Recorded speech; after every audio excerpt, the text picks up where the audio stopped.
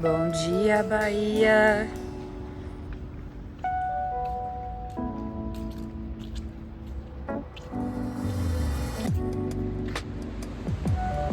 Ó, que tiozão.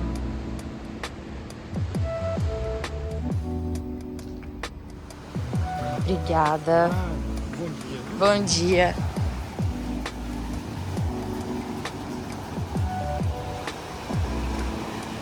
Olha isso.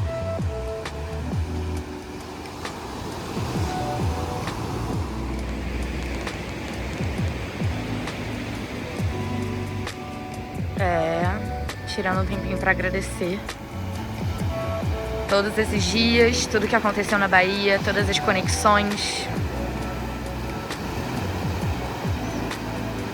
Eu só tenho que agradecer, agradecer, agradecer.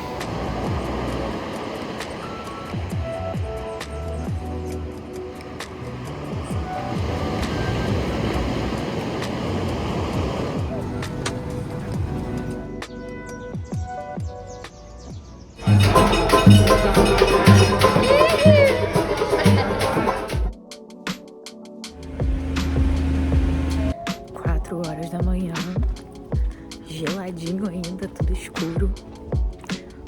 Bora que vamos.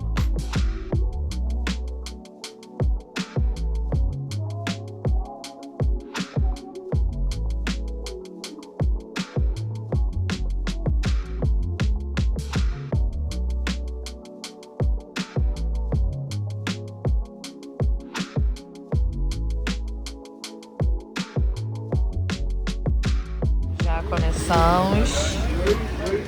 Cafezinho aqui. Os cafés da manhã estão ali.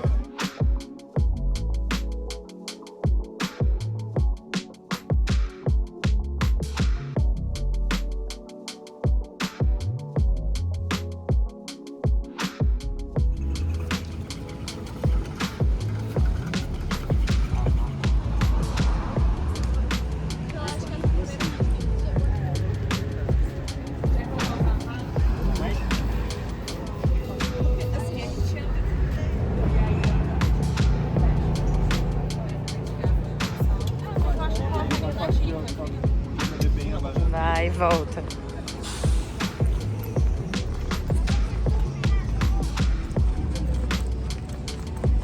Juro, eu sou muito feliz fazendo esse tipo de trabalho.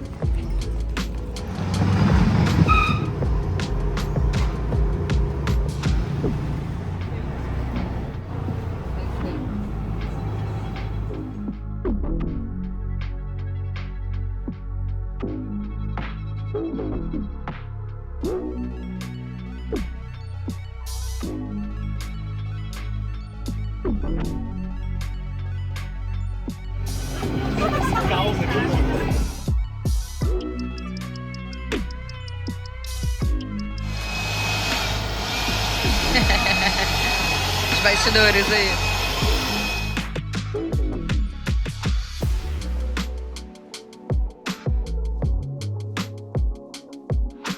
Hora do almoço.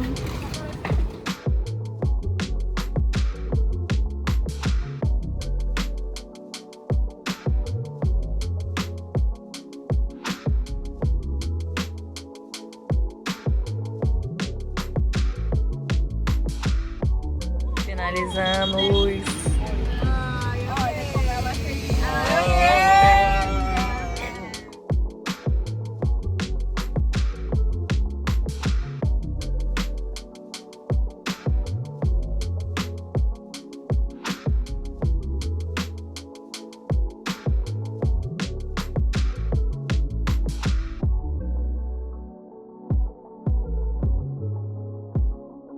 Acabou o milho, acabou a pipoca. Falta pouco agora.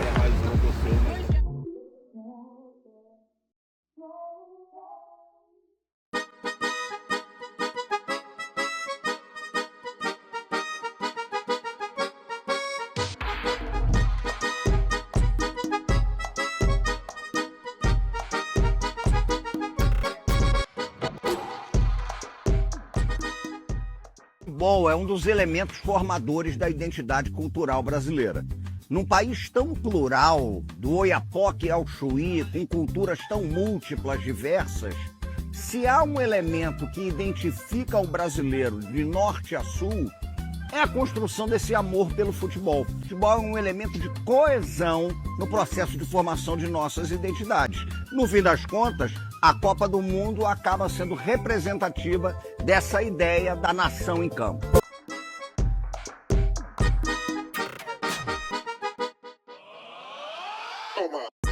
O futuro das grandes cidades está se definindo na rua. As sociabilidades que são construídas a partir da rua. Isso inclui a roda de samba, isso inclui o botequim, isso inclui terreiro, igreja, praça. Isso inclui também a maneira como jogamos futebol e a maneira como torcemos. O que a gente quer da rua?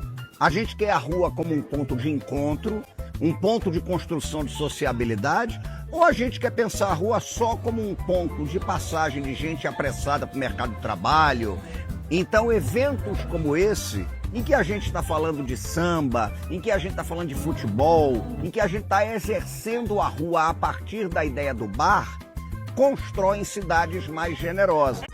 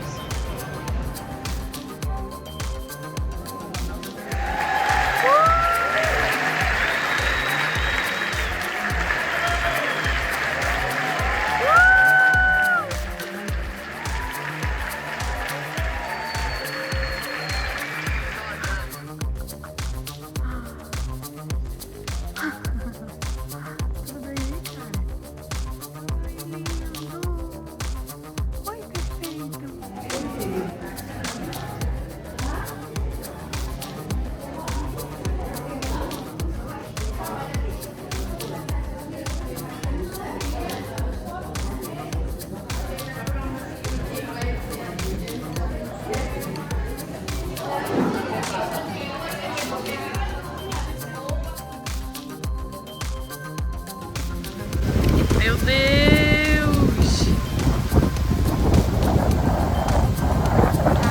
Que doideira!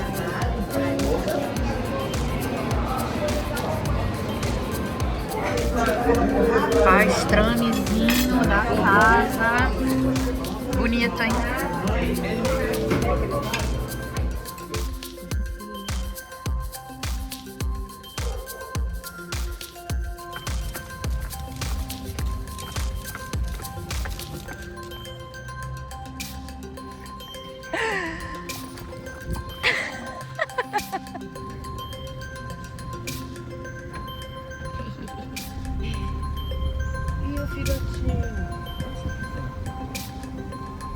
Oiê! Oiê! Olha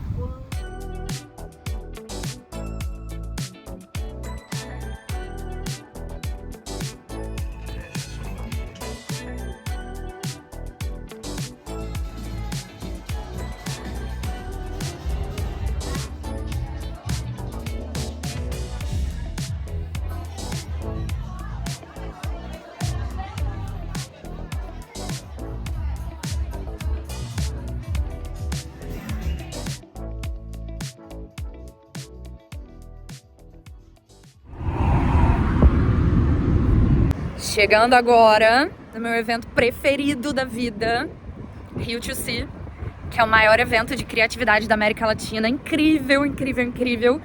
Inúmeros palcos maravilhosos, inúmeras atrações incríveis. E eu vou tentar mostrar um pouquinho pra vocês. Foi o primeiro evento que eu fiz, cuidando de um palco, coordenando as coisas. Então eu tenho um carinho muito especial. Não só pelo evento, mas como pela produção, pelas pessoas que trabalham nele. Ai, tô animada! Estamos chegando, Rio Juicy! Ai, gente, que emoção! Chegamos! Ai.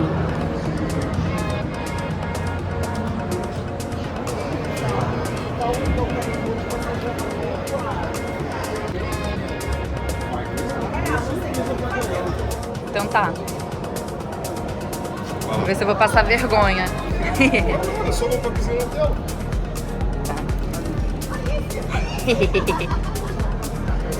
Iba.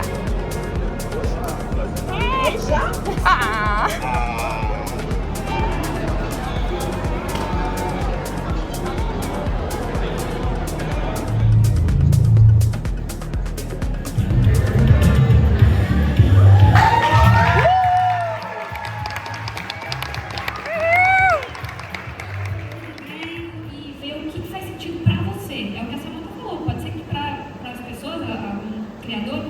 E tá tudo bem, né?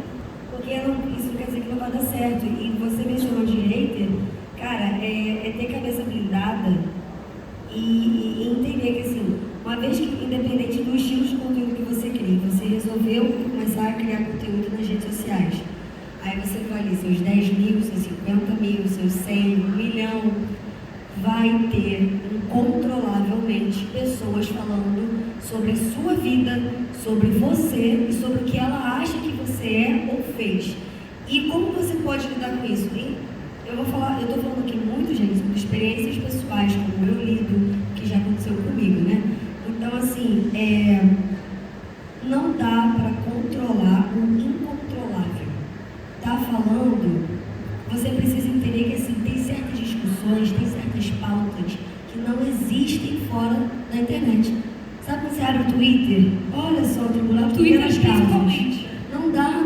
É tipo assim, se eu desligar isso aqui, se eu desligar meu telefone e sair, isso vai continuar na minha vida? Vão me parar na rua para falar isso? Isso vai fazer eu ganhar menos dinheiro? Isso vai me botar numa cela? Ou isso vai definir meu caráter? Não. Foda-se. Porque você não pode controlar o incontrolável. Se você quiser controlar a opinião alheia sobre você, você vai pirar e você não vai conseguir se sustentar na internet. Então, assim, é meio que um juízo de valor. TCC, esse aqui tá terapia. Você tem que pegar e, tipo assim, Samantha é feia. Tá. Eu me acho feia? Não. Eu sou feia? Pô, não. Foda-se. E vai. Mas pra pessoa pode ser, mas se isso não te afeta, segue, gente, porque tem coisas que não existem fora da internet, não dá pra controlar o incontrolável e tá tudo bem. Tá falando mal? Deixa eu falar, porque tem outras pessoas falando bem. Não, e tem, às vezes, a mesma pessoa que tá te xingando na internet, se te para na rua, te dá um abraço, te pede foto, é uma doideira.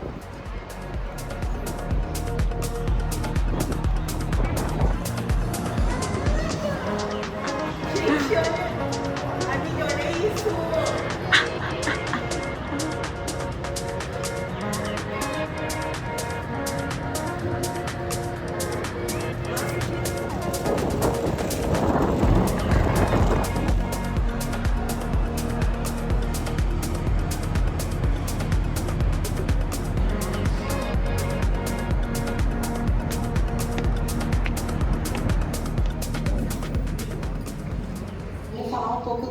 Como mapear tendências e como aproveitar melhor o hype. How they live their lives without posting about it. How do they know they like something if the thing they thought they liked hadn't already gotten any likes? How do they know what to think, who to wear, who to love? E para começar, a gente queria trazer aqui um dado para vocês. Então, é até um pouco assustador. Entre 2018 e 2023, os ciclos das tendências eles estão acontecendo 4,4 vezes mais rápido. O que isso significa? Significa que hoje, muitas vezes, as pessoas estão correndo atrás da tendência e não antecipando a tendência. E vocês podem me perguntar, então, Catarina, qual que é o seu conselho para eu não ficar correndo atrás? Como eu consigo correr atrás de uma tendência? A verdade é que vocês nunca vão conseguir correr atrás da tendência. mas vocês conseguem adiantar ela. E o Pinterest tem inúmeras ferramentas para que vocês consigam identificar quais são essas tendências de antemão e não ficar correndo atrás da tendência, mas se não, também trabalhando em cima dela desde o primeiro momento. O que as pessoas têm procurado? Como as pessoas têm procurado isso dentro da plataforma? Então, por isso, as tendências que nós passamos para o mercado, e eu também vou passar aqui para vocês hoje, já está dando um super spoiler, tá bom? São duráveis, elas duram quase 2 vezes mais do que outras tendências na internet. E por último, elas são acionáveis. E o que eu quero dizer com acionáveis? O Pinterest é uma plataforma poderosíssima para gerador de tráfego, né? Então gera muito tráfego. E quando você coloca um link ali trabalhando numa tendência, a gente já tem dados que mostram do último Pinterest Predicts que a gente lançou de 2025, que a taxa de compra, seja do produto, seja do link que você colocar lá, é muito maior. Ou seja, a gente não está trazendo apenas dados com base no que a nossa audiência estudou. A gente também está trazendo dados, tendências que a audiência está interagindo. Então, ele realmente tem resultado. E esse ano a gente tem no relatório do Pinterest Predicts de 2026, a gente tem 3 principais pilares. O primeiro seria o conforto emocional e pertencimento. O segundo sendo curadoria e expressão pessoal. E o terceiro sendo otimismo realista. Então, em relação ao conforto, 52% dos nossos consumidores globais estão reassistindo filmes, ok? E filmes e séries clássicas. O que isso significa? Nostalgia. Então, as pessoas, elas estão nostálgicas. Em segundo, a gente tem a curadoria e a expressão pessoal. Então, o que seria a curadoria e a expressão pessoal? É a autenticidade. Então, como você consegue transmitir a sua essência através do que você usa, do que você consome? E, em primeiro lugar, a gente tem a beleza sem regras. Então, vamos esquecer aquilo da simetria, tá bom, gente? Vamos focar aqui no maximalismo. Então, o Pinterest aponta que o maximalismo vai sim voltar durante 2026 e não tem nada de perfeito. Brinca, se diverte, pode ser na maquiagem, pode ser no seu look, pode ser na mesa posta que você fizer para um almoço de domingo. Ousa. A ideia é você passar essa beleza sem regras e poder se divertir sendo você mesmo. Quem viu, agora a próxima, eu queria saber quem viu o Red Carpet do Oscar esse ano. Perfeito. Alguém reparou que quase todos os looks masculinos tinha ou levava um broche?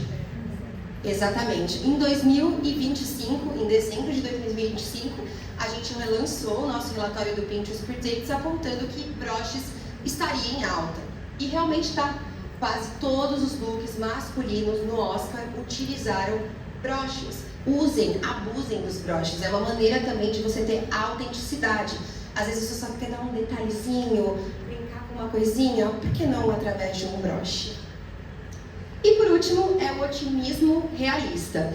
O que isso significa? O otimismo realista significa que as pessoas elas querem estarem felizes. Elas querem sentir prazer com o que elas decidirem fazer. E a gente tem algumas tendências que refletem isso.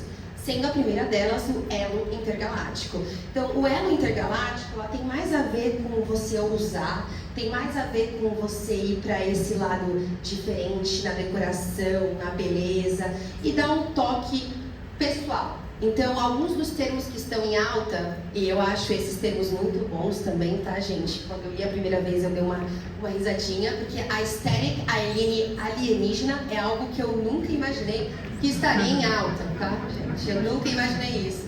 Mas tá. Então, a gente também tem maquiagem inspirada em alienígenas. Talvez essa eu poderia imaginar vindo, mas não com 140% de crescimento de buscas. Então são algumas coisas que talvez pra gente não pareça óbvio, mas que estão em alta e você podendo encaixar em algum formato de conteúdo pode fazer super sentido para a sua estratégia digital. Férias com emoção. Então nada de descanso. As pessoas elas querem aventura. Então a ideia aqui na Férias com Emoção seria que as pessoas elas estão procurando por atividades não para relaxar, mas senão para poderem se aventurar, para poderem sentir um pouquinho esse calafrio. Então eu vou me aventurar, eu vou fazer uma viagem de esqui, eu vou fazer um rafting. Então esquece férias apenas de descanso. Não que não tenha também, mas a ideia é que as pessoas elas estejam aí cada vez mais ativas durante suas férias. E por último, terra mística. Então agora a gente já está falando de millennials e baby boomers, tá? A gente não está falando tanto de Gen Zs. Lembrem, não significa que Gen Zs também não gostem, tá? Mas a terra mística ela é sobre as pessoas que querem sair, fazer um turismo mais relaxado, né? Relaxamento profundo. Vou apresentar para vocês um relatório de esportes do Pinterest de 2026. E aqui eu queria deixar claro que o relatório de esportes do Pinterest de 2026, ele é um pouco diferente, tá? Porque o que a gente vê? A gente vê que o esporte, ele não é apenas mais um esporte. As pessoas, elas vivem o esporte de uma maneira diferente agora. Talvez a narrativa, ou talvez, não sei, vamos dizer, elas querem fazer parte. Então vira um estilo de vida. Então as pessoas estão cada vez mais correndo, as pessoas estão cada vez mais assistindo Fórmula 1, as pessoas estão cada vez mais assistindo tênis, e porque elas querem fazer parte. E a gente vê isso refletido até na maneira de vestir. 3 shifts para poder explicar um pouquinho melhor para vocês. O primeiro é que as pessoas foram de apenas assistir para planejar e participar. Então agora não é apenas eu vou assistir o jogo do Brasil da Copa do Mundo. Eu vou planejar um churrasco na minha casa e eu já tenho o meu look, e eu já sei talvez em que lojas eu vou comprar os meus looks para a Copa do Mundo. Eu já sei até inclusive a maquiagem que eu vou utilizar. Isso tudo não é mentira, tá bom, gente? É verdade, sou eu, tô super animada para a Copa do Mundo. Tomara que o Brasil vá bem. E é isso, as pessoas elas querem fazer parte, elas não querem apenas ir assistir, elas querem viver isso, compartilhar com quem elas gostam. Em segundo, a gente vai apenas a gente sai do merch oficial para o estilo pessoal. Não é mais sobre a camisa oficial, é sobre como eu consigo me encaixar nessa estética de esportes, o que me faz sentir confortável, como eu consigo usar no look, como eu consigo usar na minha aposta, para que realmente reflitam como eu me sinto bem e como eu quero ali transmitir o meu fandom.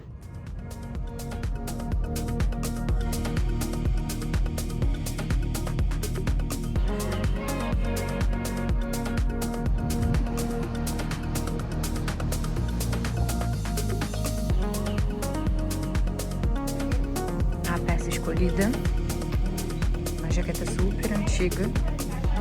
Vamos ver. Aqui a gente tá fazendo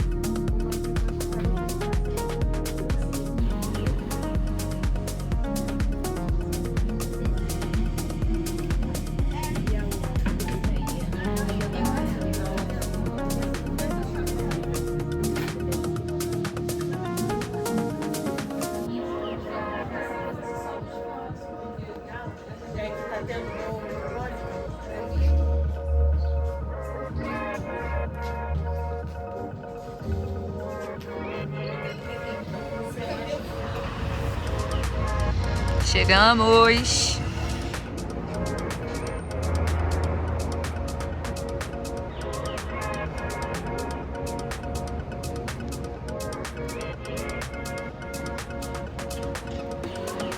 Eu faço uma relação entre a criação de moda na Praça 15. Então já vi aqui alguns nomes que eu reconheci de expositoras que eu já tive o prazer também de entrevistar.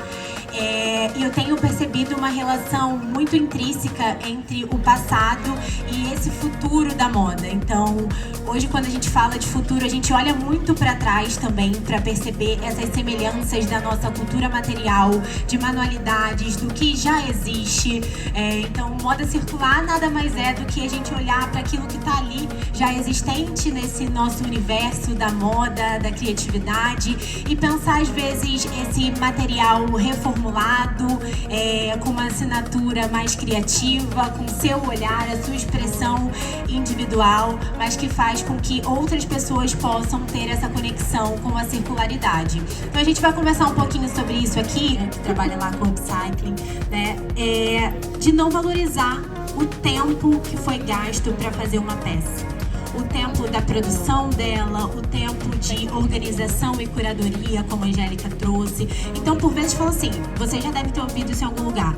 Gente, o brechó tá ao mesmo preço do shopping. Como é isso, né? Então, por que acontecem esses questionamentos? Justamente por um processo de desvalorizar toda essa estrutura que faz com que essa roupa chegue até você. Então, quando eu resolvi pesquisar brechós dentro do design, é entendendo que o design é além do produto final, que ele parte dessa relação também de escolha, do olhar de quem vai colocar essa peça ali, por que vai colocar. Então, as expositoras que estão ali, elas têm uma lógica para montar aquela barraca. O que vai para frente, o que elas já sabem que chamam a atenção. Então, às vezes, tem uma peça da Farm. Então, já entende que no Rio de Janeiro é uma marca que as pessoas vão procurar, às vezes, dentro de um brechó. Então, elas colocam isso em destaque. É uma forma de estratégia para trazer mais pessoas para esse universo da moda circular. E a gente tem essa dualidade, como a Angélica também muito bem colocou, entre quem vai ali para acessar peças pela primeira vez na vida. Às vezes a pessoa vai ter uma marca porque ela conseguiu comprar mais barato no brechó. Isso é uma realidade brasileira muito latente. E às vezes ela vai ali para um processo às vezes mais conceitual, dela já entender sobre a sustentabilidade, querer ter uma escolha consciente, mas às vezes não é sobre isso. E a gente precisa trazer também mais pessoas para essa pauta com a gente, mesmo que ela não saiba nada sobre slow fashion, nunca tenha ouvido essa palavra, mas ela sabe o que é moda circular por conta de sobrevivência, necessidade, inventatividade desse cotidiano, que é isso, é o pote de feijão, é a gambiarra que a gente faz, é a calça jeans que vira o short. Isso gera upcycling, né? E eu tenho trazido muito dentro dos meus discursos é a gente entender o Brasil, a cultura material, as manualidades, a complexidade, para então a gente valorizar esses trabalhos que são feitos ali no dia a dia por muitas mulheres, majoritariamente mulheres negras, que são costureiras, que estão à frente de grandes operações que vocês conhecem, de marcas que vocês admiram e que a gente compra ali num shopping center, mas que tem muito fazer manual por trás. Então, o papo de sustentabilidade também é abraçar essa perspectiva social. Atuação em design de moda. E eles receberam um desafio, né? Porque a gente gosta de um desafio, né, gente? Que aluno que tá aqui sabe que a gente gosta disso. Eles tiveram que reimaginar, reconstruir uniformes profissionais que foram descartados. Sabe, esses uniformes da galera que mexe com elétrica, né? Que faz a luz chegar nas nossas casas. Pois é, esses profissionais, eles usam uniforme que dura, em média, 1 mês. Né? E são roupas grossas, casacos, calças. E que vão pra onde? Pra onde? A gente não tem um planeta B, né? Um lixão aí a céu aberto. Até que tem, mas a gente não devia ter. E aí o Senai CETICT tem esse desafio de trazer soluções, né? Os estudantes que entram aqui, eles são desafiados todos os dias a pensar em soluções para esses grandes problemas.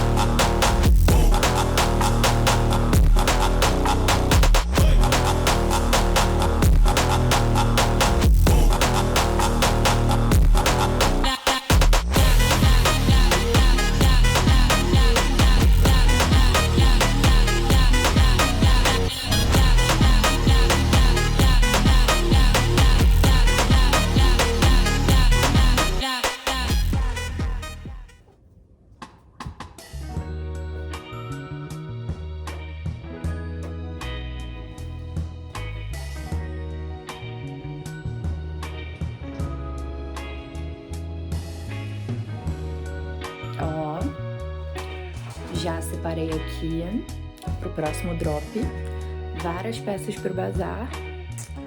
Aí agora tirar mais fotos, vou fazer umas artes e é isso. Já vou soltar o próximo drop.